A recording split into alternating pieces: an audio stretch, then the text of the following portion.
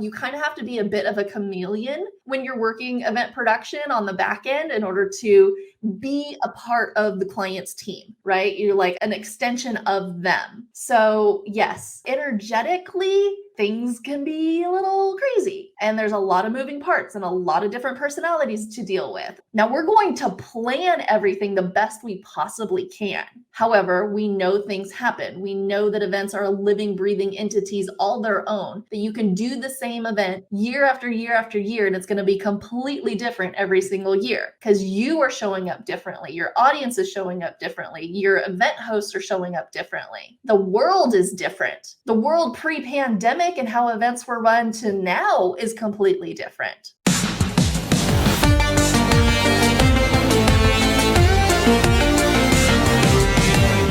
Welcome to Events Demystified podcast, where we explore and demystify the world of in-person, virtual, hybrid event AV production and technology by sharing insightful tips, tricks and tactics to make your events a success.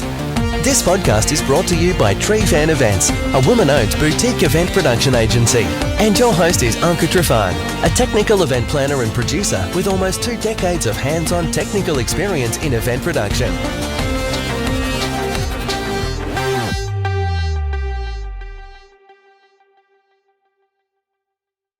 Welcome, friends, to another episode of Events Demystified podcast, your one-stop shop for tangible, technical, and planning advice for anyone in the events industry. Today's episode is sponsored by Trifan Events, a woman-owned boutique production agency, and I am your host, Anca Trifan. As we continue to highlight some amazing women behind the scenes and in front of scenes in events and event productions, on the show with me today, I have Shay Wheat, a certified event producer and creator of popular programs such as the Powerful Event Process, the Ultimate Event Planner Certification Program, and CEO of Grace and Ease Productions, which supports clients in creating powerful and profitable in-person and live virtual events in collaboration with many well-known celebrities such as Dr. Oz, Lisa Nichols, Dr. Claire Samet, Bill Barron, Alison Prince, Josh Turner, and many others. Shay and her team assist speak to sell clients to be extremely profitable with their events while handling all the planning, speaker, and sponsor support, as well as the production of virtual, live, and in-person events to create experiential, revenue-generating, and exciting events for attendees. You can learn more about all the things that Shay and her team is doing by following the links in the episode notes. And in the meantime, let's welcome our guest in. Welcome, Shay. It's so good to finally have you on the air. We have talked about this for a little while. How are you doing today? I'm doing phenomenal. I'm so glad we finally found the time. It's been busy event season, I'll tell you what. You think, that event planners and event producers have all the time in the world because they make their own schedule. Not so fast this season. No, the opportunities are amazing out there. We just get to be the amazing businesswoman in order to find them. Well, I'm super excited to have you on the air and talk about revenue generating events and, of all things, virtual events that you've had such success with. So before we get into the 3 main topics of our conversation today, which are best events to help scale your business and leverage your time efficiently, the best event phases to make you lots of money, and strategies to connect with future clients and fill up your events with predictability, I would love for you to take a moment and share part of your journey, your upbringing in the event industry, and maybe story of resilience, the journey that you've taken so far to become the event professional that you are today, and the passion that drives you. Yeah, absolutely. So I like to kind of feel the universe ended up putting me on this path. So originally I was going to become a medical doctor and I'm sitting there. My parents still dream of me doing that. I know. So instead I'm marrying a doctor, but not that kind of doctor. It's a PhD it's close enough. Doctor. Close enough, right? But yeah, I'm sitting there doing organic chemistry saying, fudge, this is not how I'm supposed to help people. And I ended up, starting the journey and going through like, what is it? What am I good at? What do I enjoy doing? And in that journey, I kind of fell into event production. How in the world did that happen? So I was in a network marketing company. I was managing an apartment complex. I was a Reiki master. I'm trying all the things, right? I'm trying to see what it is. And so I'm out there speaking on a stage, New Year, New You, and was all about appreciation marketing. And in that, I was kind of messing around with the guy in front of me because they would swap the microphones back and forth in between all of the speakers. I'm like, hey, dude, don't go spitting on my mic. And he's like, oh my God, you're hilarious. Who are you? Come to find out, he was the head of education for Dr. Oz's nonprofit that was there locally in the Sacramento area in California. And I'm like, oh, wow, I actually met Dr. Oz's sister Saval at Maria Shriver's women's conference where I was helping them out. And he's like, wait, hold on. She's best friends with our CEO and we're doing a women's conference. You should help us. And I went, okay. Talking about being in the right place in the right time, right? Yeah. So they asked me to be an associate producer. I was in charge of over 70 speakers and over 100 volunteers. And I'm like, that's a lot to start with. right. That's your first gig. So, from there I was like, I kind of have a knack for this. Maybe I should look into it further. And sure enough, I ended up doing some research and finding an event that would help me figure out my niche and figure out my business and who I need to serve and so on and so forth, to the point now where we get to play with some really big leaders and influential people in the marketplace. I'm really, really excited to be where I'm at today and where we're going. I love it. Well, I'm curious though, at the time when you were doing this research, did you feel like you had to step out of your comfort zone into pursuing this new professional avenue of a stream of income, a business that you're like, this could be a business that I could be working on and doing and be successful at? And did you feel like you had enough resources? Yes, it was extremely outside of my comfort zone. I had absolutely no clue what I was doing, where I needed to go, how I was going to get clients, how to even start a business, what a business looked like. I had done a few things in the past, like I said, network marketing and little things here and there, but really owning a business, I had no clue about. And like I said, I was an apartment manager of an apartment complex. That's how I paid my rent. Like I had no money coming in. I had barely enough coming from that in order to feed myself and feed my cats. And so I was searching. I was looking for what is this next best step in my life, because that was right after the major crash and where I'd lost the homes and I had lost the money and I had lost the cars, and I ended up staying in my parents' barn where the horses were and where the tack, my clothes were right next to the horse bridles and the horse brushes. Talking about hitting rock bottom, right? That was that's the best place to be, to go up. All I could do was go up. That's the only way. And so anytime the universe brought something in my path, I went, okay, great. Yes. And let's figure it out. So when he was like, you should help us, I said, okay, great. I love it.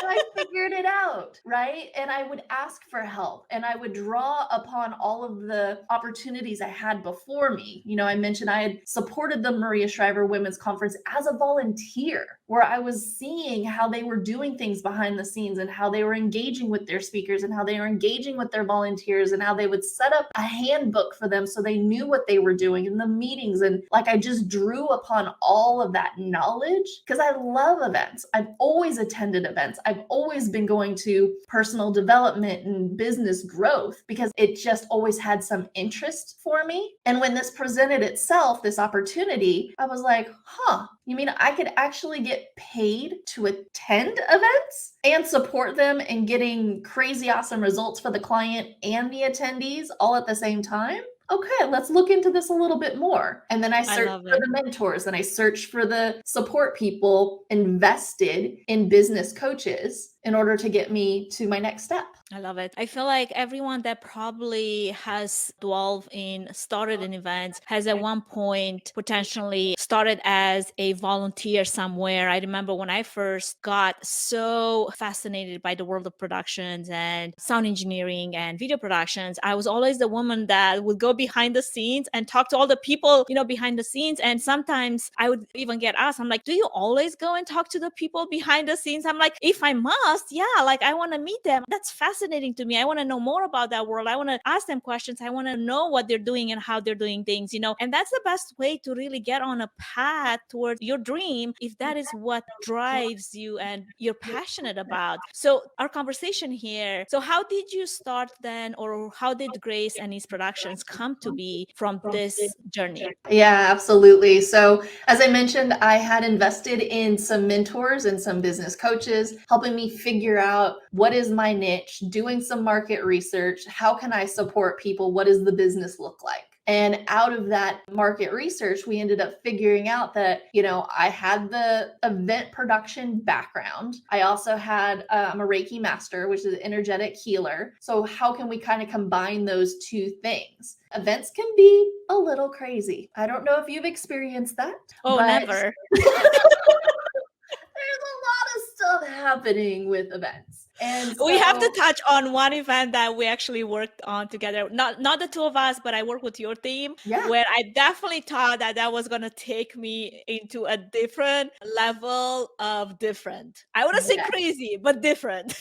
Yeah, a totally different energy, totally different vibe. You just are interacting with the audience in a different way, how they're showing up. You kind of have to be a bit of a chameleon when you're working event production on the back end in order to be a part of the client's team, right? You're like an extension of them. So yes, energetically, things can be a little crazy, and there's a lot of moving parts and a lot of different personalities to deal with. So Grace and Ease Productions came about because what we tend to do and bring forward in everything is how can we do this with as much grace and ease as possible? Now, we're going to plan everything the best we possibly can. However, we know things happen. We know that events are living, breathing entities all their own, that you can do the same event year after year after year, and it's going to be completely different every single year because you are showing up differently. Your audience is showing up differently. Your event hosts are showing up differently. The world is different. The world pre-pandemic and how events were run to now is completely different. Well, not completely. I would say 80% of the fundamentals are still the same, but 20% has changed in how we actually connect with the audience and what is the platform and things of that nature. So Grace and Ease Productions came about by just giving crazy awesome value to our clients and then coming back to us going, gosh, that was really kind of graceful, or that was done with ease. I'm sure you were like paddling like crazy, like a duck underwater, but you just kind of seemed to float across the room. And that's kind of how we came up with our name. I love it. Now, while you're producing the in-person and virtual events, and, based on some of the information that you share with me pre-show, anywhere between 50 to 4,000 attendees, I recall you mentioning how recently one of your clients ended up generating over $2.1 million in one virtual live 3-day event, which obviously begs the question, how can virtual events be used in a business revenue growth strategy in such a successful manner? And what are some of the secret ingredients for a virtual event to generate that type of money? Yeah, amazing question. That's what the $1 million question. That is literally the $1 million question. Especially for that client, right? And not all of our clients do $1 million events, but they're doing multiple 6 figures, $500,000, $1 million, $1.2 million. And the reason being is we are strategic with how we're utilizing the event.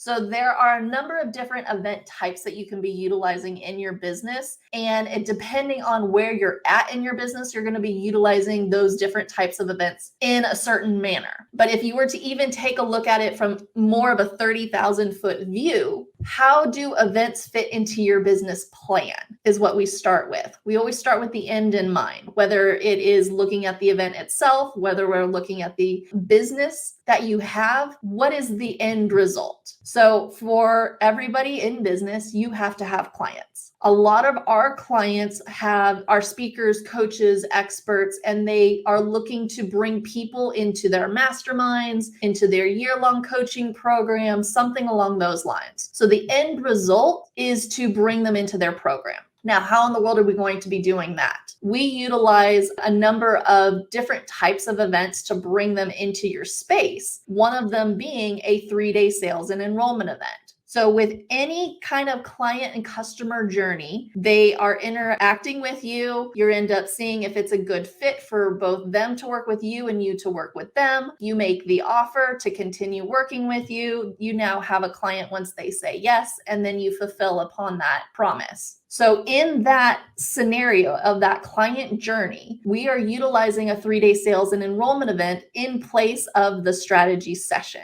of them interacting with you to say, okay, are you a good fit for me? Am I a good fit for you? Does this make sense? Is this your next best step? Okay, great. Here's the program. So in that 3-day sales and enrollment event is how we're able to support our clients in creating a $1.2 million payday. It's through the creation and the arc of that event. It is the community building. It is the interaction and the engagement. It is showcasing what it looks like to work with you full time or in a year-long program that we are showcasing and building that rapport and relationship. So that is one of the ways that we support our clients is in a 3-day sales and enrollment event. Well, let me just tell you from experiencing one of those events, and it was one of the productions that I was part of a month or two ago, I believe. And to me, it was fascinating to be taken, even though, I was behind the scenes and doing all the things and keeping myself busy, but just like tapping into, listening to what was going on in the ballroom. It was fascinating to see this journey that you're basically taken on a journey as the potential new client, and the art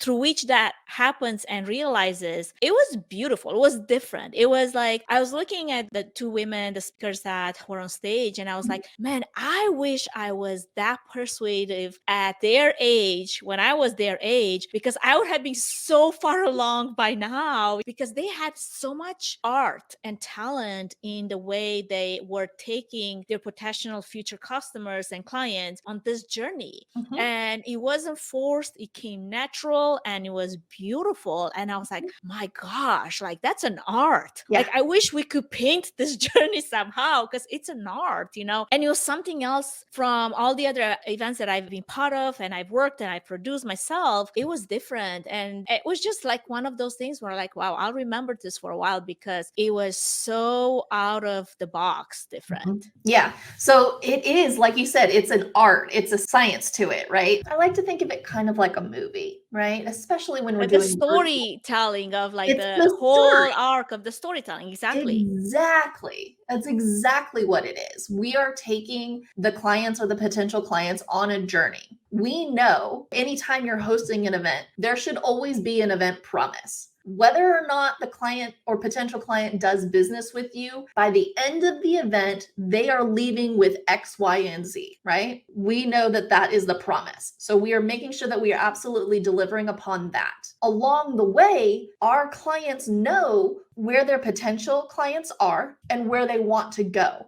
The gap is the middle piece. And in that gap is we are creating that journey for them. We know how to, and a lot of the clients that we work with have probably been on that similar journey themselves, to go from over here, I'm in pain, I'm suffering, I need to fix X, Y, and Z, to going along the timeline and along that arc to the finale of this is what I want, this is where I need to go. And the gap is I don't know how to get there. And that's where the arc comes in, that science of creating the movie, so to speak, of going from point A to, point Z, and how do we support people in doing so? And we know that a percentage of people are like, thank God, yes, I'm raising my hand. You are the person that I've been looking for that's going to help me get there. We know a percentage of people are going to go, yeah, I can see it. I'm just not quite ready yet. And then there's a few that are just like, yeah, no, this is not for me, which is fantastic. It's a decision every single way. We like it. The thing we don't like is the maybe, I don't know, sitting on the fence, this is uncomfortable, stuck piece. It's either a clear yes, a clear no, and a clear yes, I'm going to when I get X, Y, and Z in place. It's like when I ask my 6-year-old daughter, did you do this? And she's like, maybe yes, maybe no. There should be a clear answer. Yes or it's a no. There's not a maybe yes and no. That's just straddling the fence. Yeah, no, maybe yes, maybe no. We don't like those people. So piggybacking on the previous question, Shay, what is a common misconception that people might have about the ability to achieve such high value with sometimes limited resources when it comes to creating powerful and profitable live or virtual events? Yeah, absolutely. So a lot of people might think, oh my gosh, I have to do what the Lisa Nichols or, the Tony Robbins are out there doing with these amazingly huge studios or hybrid events, and a hybrid event, you've experienced it. It's intense. A lot, yes. It's, a lot of moving parts. And if you're just starting out, a hybrid event is not something I recommend, especially because if you're watching your budget, that's going to be the most expensive and the biggest hit on your budget. If you're just starting out and you're looking to create something that's powerful and profitable and not going to be a heavy pull on your budget, you're going to want to take a look at a virtual event. And when I say virtual event, I'm talking about like a virtual live event, right? Not pre-recorded. Recorded event, right? This is something where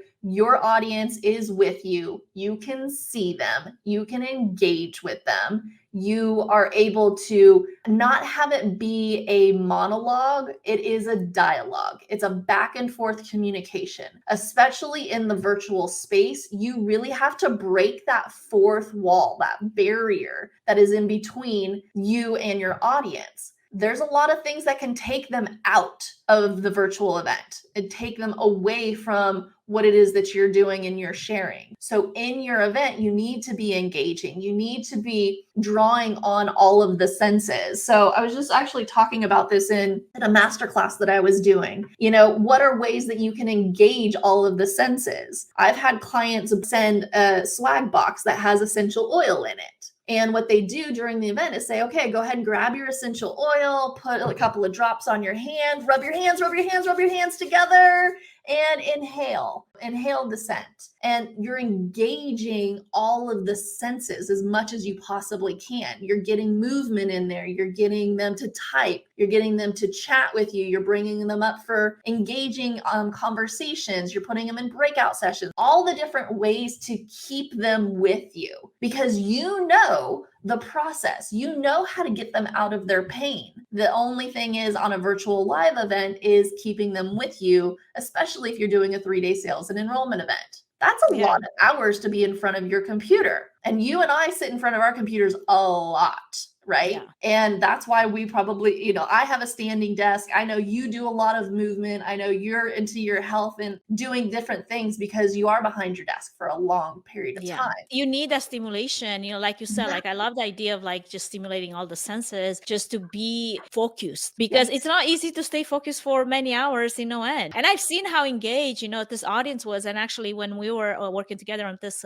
event that I talked about earlier was a hybrid event. We had an in-person audience that was very engaged. We had a virtual audience that was very engaged and we didn't lose them consistently. We had the same numbers the whole time. And it was fascinating to see that just because of that, like you said, element of constant stimulation, constant engagement to keep people wanting to be there. You're not forcing them to be there, but they want to be there because there's something that they want out of that particular event. Right. And you also want to make sure that you're bringing the right team in, right? So that's why working with somebody like yourself and working with somebody like me and my team, we are going to be layering those things into the run a show. Yeah. And then when we bring in your genius, you're coming from the tech side of things. So from technology, how do we have different camera angles? How do we bring people up so that you can engage with them? How do we have the chat on the stage? How do we, see what's happening virtually and bring that into the in-person space and vice versa, right? You need both teams to really support you in creating that dynamic experience to allow your audience to stay stay with you. That's the way that you get to have the opportunity to make an offer. Absolutely. And then they get to choose whether or not they're going to move forward with you or not in order to then create the powerful and profitable live event. I love it. Yeah. And this hybrid event was definitely like a two-way, fully, immersive. Like we had conversation constantly between the in rooms with the virtual and virtual with the in room. And it was a constant flow of movement that was, like you said, done with ease and grace. And it didn't feel like forced or like, oh gosh, I have to be here and I have to be paying attention because what if I don't, or I'm going to miss on something. It was very, very nicely done. And I appreciate the genius behind that created all of that. So I wanted to touch a little bit on that, like before we take a short break here. When you mentioned how when I first introduced you, that you are a certified event producer, how is that different from being, a certified event planner? Like, I'm a CMP or a certified meeting professional of one type or another. There's so many certifications and so many acronyms and so many letters behind some event professionals' names that takes a week just to read it off. So let's give a little bit of like understanding of what that is. So for anyone that's wondering, hey, that sounds super interesting. I'm curious, what is the background or what is the knowledge, the world of knowledge that needs to happen for me to even pursue something like that? Fantastic question. So certified event producer, CEP, right? If you're looking for the acronym, is somebody that is really focused on the entire holistic piece of not only just the event, but how it actually fits into the game plan of the client. So I mentioned a little bit earlier of how we look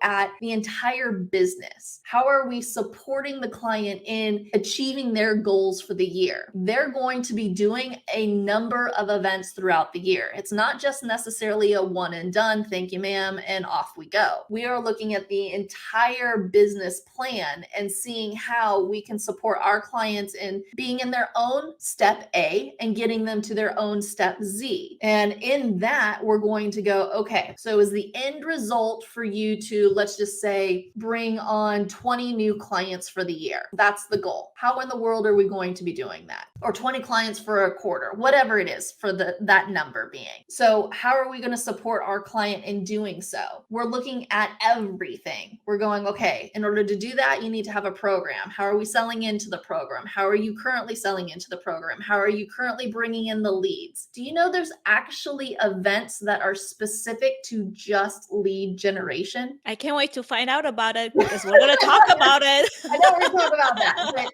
there's specific, you use certain events throughout the year in order to support your goals and the end goal. So as a certified event producer, we are looking at the entire picture. We're not just coming in and implementing, okay, you want to run an event? Great. I can go ahead and do that. It's like, no. We're putting strategy behind it. Not just like a one-time event. This is going to be a 360 all year round series of events, basically. Exactly. Yes. And that's why we have such a high rate of referral business and repeat business, is because we're looking at it as the whole entity all its own. And we're utilizing events throughout the year in order to support that end goal. So a certified event producer is looking at that. They're looking at the strategy. They know what's working and what's not working. They are up on all of the newest trends that are happening out there. They're constantly testing out new platforms to see if it's allowing us to do the connection even better, because in events, you need connection, you need community. Without that, your event will not live, honestly. Yeah. And how do you get that certification, or what's the path to become either certified or become knowledgeable in that one particular field? Yep. So you can definitely check it out, certifiedeventproducer.com. And what it is a program that will take you through all of the event fundamentals. It'll take you through all of the theory. It'll give you, how do you engage an audience? How do you find your own clients? How do you engage them? How do you have the strategy session? How do you set up all of your contracts and negotiations? And then what does it look like when you actually are producing the event, whether it's an in-person event or it's a virtual event? What does that look like? How are you leading their team? How are you doing things with grace and ease? How are you becoming a chameleon and being a part of their team and kind of integrate yourself? And then how do you continue the repeat business? On top of that, we actually end up doing internships. So you are actually coming in and engaging with actual live events and taking lead on certain types of events and being a part of the team as a whole. So you can see how we're actually doing it. It's kind of like back in the day, you had a lot of people, I think horseshoeing comes to mind, where you would actually, I know it's the horse. Why does horseshoeing come to mind? Well, a horseshoer, the only way that you can actually become a horseshoer is actually apprentice and practicing it. And you're going with him and you're like, okay, this is how you pick up the foot and this is how you measure it and this is how you put the nails in. It's just I wouldn't think of you, Shay, as someone that would know anything about horseshoeing. So here we go, a very surprising fact. I actually grew up with horses. I never wanted to become a horseshoer. You did mention how your family had a ranch, and I'm sure you learned a few things in the process as well. Horseshoeing being one of them. I know, right? Random thought, right? But again, all of the experiences that you ever have always support you in some manner going forward. You just have to look for the stories. You just have to look for the connections. So in those types of situations, I think it's really super important to actually not only learn the theory of it, but to actually get the hands-on. And that is somebody that is different than that can just go online and do like a certificate type program. This program, being a certified event producer, you are actually getting hours working on events, working on how to actually talk to clients, how to talk to attendees, how to lead people's teams with the support of other certified event producers that have already gone through it. That's the biggest difference. Let's take a brief moment to acknowledge our podcast sponsor and supporter before we dive into some of the best event types to make you the most money, because we already know that's what people are here for. They want to know how to make the most money with their events, may those be virtual live events or in person. We will be right back with our featured guest. Before we move any further, I wanted to give a quick shout out to our main sponsor, Trifan Events, which is a boutique event planning and production agency that will come alongside you, offering personalized event planning and technical support, strategic event design, production and technology management, and flawless execution for live, virtual, and hybrid events. The team at Trifan Events is passionate about planning and producing event experiences that get people involved with true moments of interaction, engagement, and co-creation, while offering white glove treatment throughout the entire planning process, enabling you to reach your event goals with the use of creativity, production tools, and event technology. Find out how Trifan Events can plan and produce your event become memorable. Go to trifanevents.com.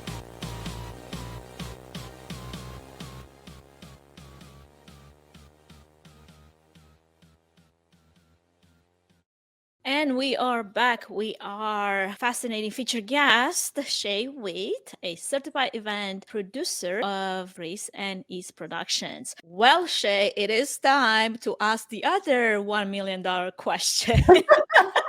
As I alluded earlier, what are some of the best event types then that will make you the most money the fastest based on where you are in your business right now? Okay, so if you have a pen and paper handy, you're going to want to write some of these things down. So I've written down personally about 17 different event types that you can be utilizing in your business. You could be doing a 90-minute workshop. You can do a summit, a retreat, a mastermind. You can do a 1-day sales and enrollment event. We mentioned earlier a 3-day sales and enrollment event, seminars, podcasts. Like this is actually an event. This is an event. She is showing you how an event can be produced, especially from the amazing technical standpoint and brilliance that she brings to the table. I definitely want to pick up her offer to connect with her if you haven't done so already. Okay, so podcasts. I need to hire you, Shay, to be my marketing PR person.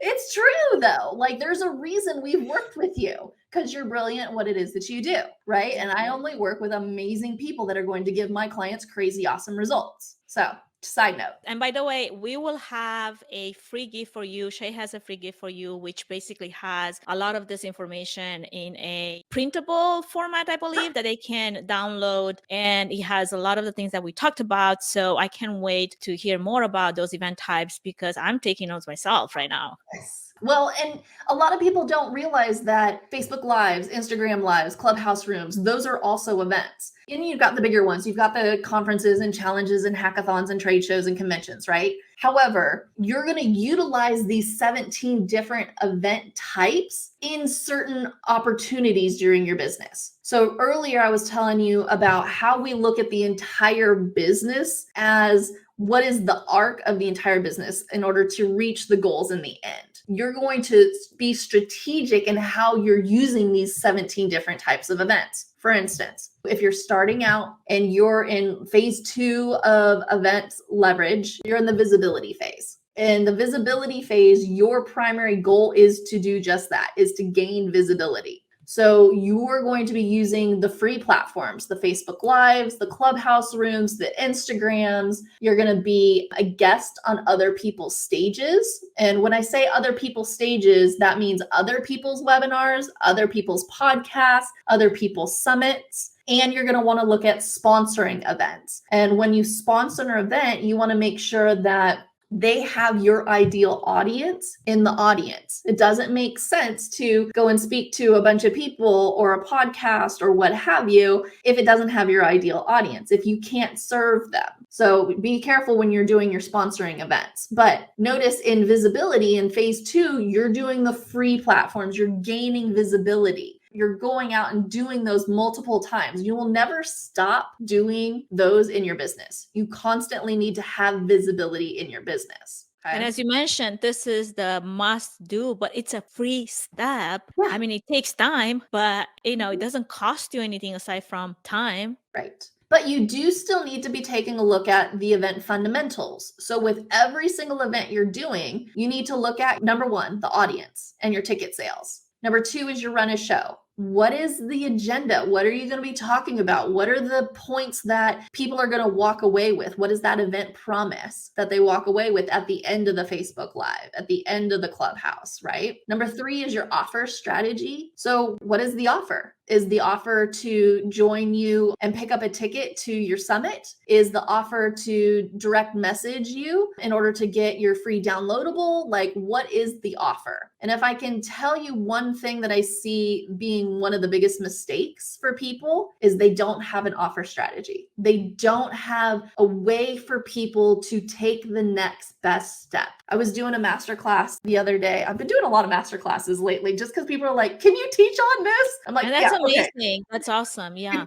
Which is also an opportunity. It's a type of event, right? It's a 90-minute workshop. It's a masterclass. Highly recommend masterclasses. And there's a whole offer strategy to that too. However, I digress. So I was in this masterclass teaching it for one of my clients. So I had gone into one of my clients' fulfillment events and was teaching them about events. And somebody was like, oh my gosh, I didn't realize, you're right, I didn't have an offer strategy. People were coming up to me after the event, after they'd spent so much time and energy and effort and brought on a number of speakers for their summit. People were coming back to me saying, that was so great and amazing. Now what? Right? And if you have to ask that question, that means you don't have a clear path. Why are you there for? Yes, exactly. And from my opinion, you're doing them a disservice because you have the knowledge to support them in getting to their next best step. How dare you not give them an opportunity to say yes or no? That piece is up to them. They can choose yes or no, but how dare you not give them an opportunity, right? So that's the third event fundamental. The fourth one is having your support team. So depending on the type of event that you're doing, if you're doing a 3-day sales and enrollment event, you're going to need like both of us to support you versus if you're doing a Facebook Live, you don't need us to support you. Right? I mean, you do definitely need some potential consultation on how to start with that strategy in the first place, like you just mentioned, because just because you do a Facebook Live doesn't mean it's going to be a successful Facebook Live. This is very true. And that's where you can invest in a, VIP day, a half VIP day, get some consulting with individuals like ourselves to support you with that. And then you're off and running into the races. Okay. But you need to have some type of support team, even if on your Facebook Lives, if you have a VA, they can drop the link for you. They can make sure that everybody is getting into the Facebook Live, things of that nature. Right. And then the fifth one of the event fundamentals is your budget. What is the cost? What does it look like? You're not going to be spending a whole lot of money on a Facebook Live per se, or even a masterclass, but you are spending your time. And that is still a valuable piece to take a look at. How are you spending your time, money, and energy? That's still part of your budget. Okay. If you're looking at phase 2, that's all about visibility and you're using those free platforms. When you start to move into phase 3, that's the grow phase. And in the grow phase, you're going to start increasing your list, increasing your invisibility, creating your own stages, hosting your own masterclasses, your own webinars, your own summits. You're going to be obtaining larger speaker sponsorships because now you actually have money coming into the business. See, so there is a strategy that we're utilizing and moving you from phase to phase to phase. And you might be like, how in the world do I move from each phase to phase to phase? Well, in our downloadable, we'll tell you all the steps that you need to move from phase 2 to phase 3, 4, and 5. But I want to just make sure that you're aware of how you're utilizing the different types of events based on where you're at in business. So just to give you a heads up, phase 4 is the scaling phase where you're looking to scale your business and your systems. You're going from a one-on-one conversations into one-to-many model where you're doing the one-day sales and enrollment events, you're doing the retreats, you're doing the workshops, you're having team that's supporting you a lot more. You have the income coming in to support the clients and your team and generate more leads, filling your event and thus filling your programs. And then when you move into phase 5, this is leverage. So in leverage, your goal is to stay in your zone of genius, to continue to grow your client base, and then delegate all the other things to your team, establishing systems, and really becoming the true CEO of your company. Because when we all start out, and we all do this, we are the one that does everything. We're the one that's doing the billing. We're doing the outreach. We're doing the taxes. We're doing the, your website. You're doing everything. Oh, trust me. It's like I finally this year came to the conclusion that my time is precious and it needs to be spent in the places that bring me the most joy, but also the places I'm most effective in. Yes. Because if it takes me forever to do my taxes because I just hate doing them, probably not a good use of my time. It's not. Should not be something that I put my energy into, or even the meaningful tasks that are all important. But, behind the scenes, running a business, must I do them all? Right. Or could I just have a team of people do them? I'm telling you, letting go of control is not easy. Oh, but it's a necessary step, as you mentioned, if you're ever going to scale anywhere, anytime soon. Yeah, you have to have team. You cannot do this alone. And more often than not, they're better at it than you are. Yeah, it's true. And it's humbling to realize that. Right. But it's releasing that control, right? Because it's like when you start out, it's your baby. Your business is your baby. And you end up going, okay, somebody else here, I'm giving you a piece of the baby. I bet you see this again and again and again with many of your clients when you try to take them through the phases. And some of them, they're just like cringing to control and like, I don't want to, it's my baby. I don't think anybody else will take care of it as much as I care. And you're like, but you have to if you're ever going to grow. Yeah. Which one is more important to you, Yep. And if your goal really is to serve more of the masses and whatever it is your mission is, that's the only way to do it, is to allow people to support you so you can support the clients and actually put the mask on you before you can actually support other people, right? And serve from your overflow. Absolutely. So what are some of the tested strategy to connecting with future clients and fill your events with predictability following this event phases and the type of events that we mentioned earlier to, scale your business, leverage your time in a way that is profitable? Yeah, absolutely. So this is also a writer downer. I love this moment, Shay. I love it.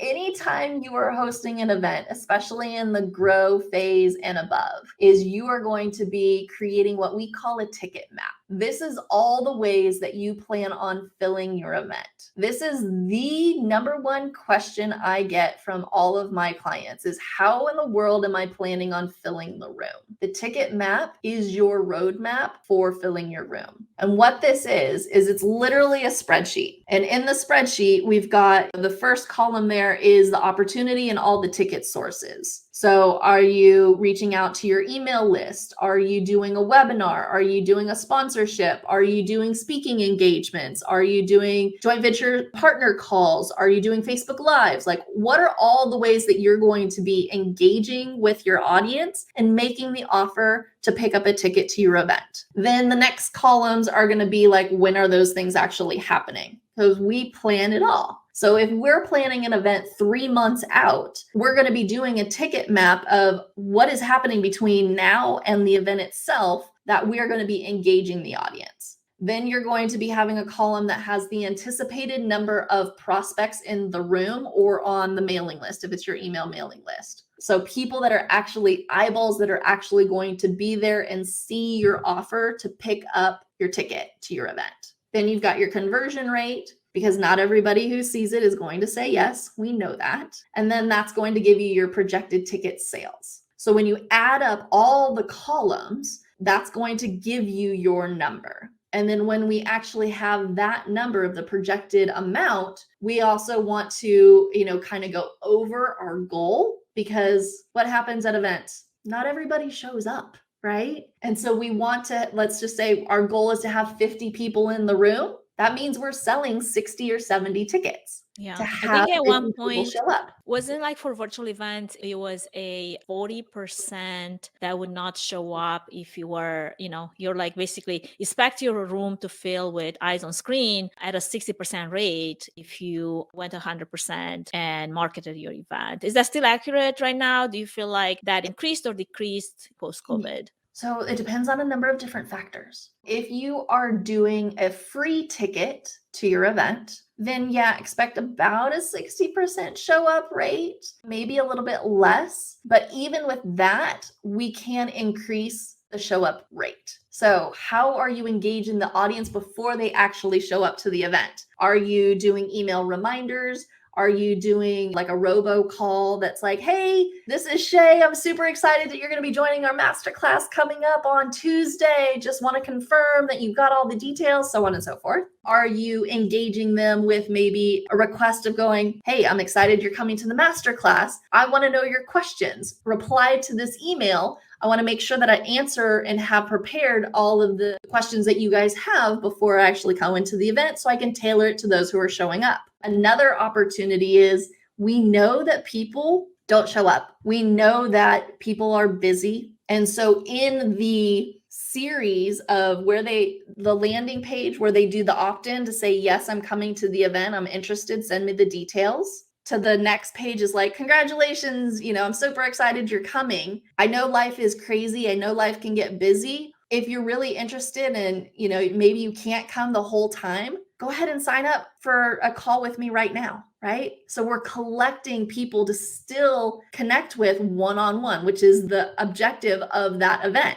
is to connect with them one-on-one. So even if they don't show up to the event, we can still talk to them one-on-one. Yeah. So it depends on what your engagement is throughout the event and leading up to the event. So we tend to see our clients having higher show ratios because we implement those certain things and add that strategy to the entire repertoire of the event sequence. I love that you mentioned that, because many times, people, when they hear, oh, do a Facebook Live, and they're like, yeah, that's what I'm going to do next. And then nobody shows up because you haven't done any of the prior work into getting those eyes on screens. And what are some types of maybe strategies to implement there? Would maybe having a Facebook group help, or maybe having some type of a Facebook page or something that connects you with your potential new clients, where they consistently get that visibility, where you're talking to them throughout this time of engagement versus the one day when you're going to have your event? Because a lot of people, expect to have this one event one time and then everybody's going to want to be there, which rarely actually happens. Right, exactly. So the reason I was saying earlier, visibility is a constant, consistent thing you're doing in your business, is because it's not just when you're hosting an event. It's something that you are doing continuously, ongoing. So you are constantly moving people into your list. You're constantly moving them into your Facebook group. You're constantly moving them into ways that are outside of just social media, because should social media go off to the side and not ever be here anymore, you have them some other place. So my suggestion is, if you're looking to fill your event, you are utilizing Facebook Lives, Clubhouse Rooms, Instagram Lives as a piece of your ongoing visibility. So sometimes you're going to be sending them to an opt-in. Sometimes you're going to be sending them to a strategy session. Sometimes you're going to be sending them to the upcoming event that you have. But it's something that is consistent. And when you're consistent, that's when the eyeballs and the algorithms and everything start seeing, oh, you're not just a one-trick pony. You're not going to show up just this one time. You're consistent. You're constantly giving value to our community. And that's when the algorithms continue to push you out there, so your visibility does increase. I love it. Well, before we come to an end here, and this was a lot of actionable information and strategies that all of the listeners today can take home and apply to some of their business and offers and future events. Who knows what comes out of this? I'm super excited of everything that we just talked. And there's so much more to be said about everything, right? But as we're coming to an end, I would love to switch gears for just a moment, because this is our season. The current season that we're in is Women Behind the Scenes in Events and Event Productions. And I like to ask every single one of my featured guests this question. So from your vantage point of view, what would be some of the unknown opportunities for women or female identifying people that want to pursue a career in this field that you have found your place, you have found your tribe in? Yeah, honestly, there are not a lot of certified event producers out in the world. There deserves to be more that can actually do the strategy, that can actually support the client in looking at their business from a holistic standpoint and perspective, that I feel we deserve to have more people supporting them in. There's so many coaches and speakers and experts out in the world. You see new ones popping up every single day. What you don't see are the ones that can actually take them as a visionary and help them implement a strategic game plan and creating a business that allows them to reach the masses that they so desperately want to help and serve. So from my perspective, I feel that we deserve to have more certified event producers in the world. And I know you might be going, well, doesn't that take away from like your business? No, it doesn't, because And that's where the abundant mindset comes in, because I mean, Shay would love to do business with the entire world. But the reality is, she might not be capable to do all of that, even if her team was all over the world, right? I love that. Yeah, and it's true. I mean, I have people that are very specific. They only want to work with health and fitness people. They have certified event producers that only want to work on sales and enrollment events. There's certified event producers that only want to work in the corporate space. There's certified event producers, so there's so many different niches that you can be in. And even within that niche, you still have abundance within that, because there's still so many more speakers, coaches, experts out there than there are people that can take that vision and help them implement it so that they can get crazy awesome results, not only for yourself, but also for your clients. And then also it just kind of ripple effects into their clients and potential clients as well. I love it. Well, that's an opportunity and also a piece of advice right there. You got 2 in 1. How about that offer right there?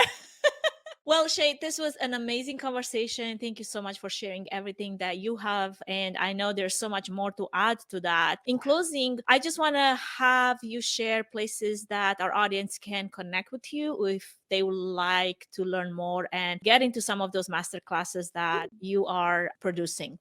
Yeah, absolutely. We're having lots of fun with them. So one of the ways is our website is graceandeaseproductions.com. You can also find us on social media, Grace and Ease Productions, or Shay Wheat at Shay Wheat. Those are a number of different ways to reach us on social media. You can also email us, support@shaywheat.com. And then for those of you that are interested in learning really the details of how to go through the phases of event leverage, my gift for your audience here today is for them to go to fivephases.info, and that's spelling out the word five, F-I-V-E, phases with an S.info /events-demystified.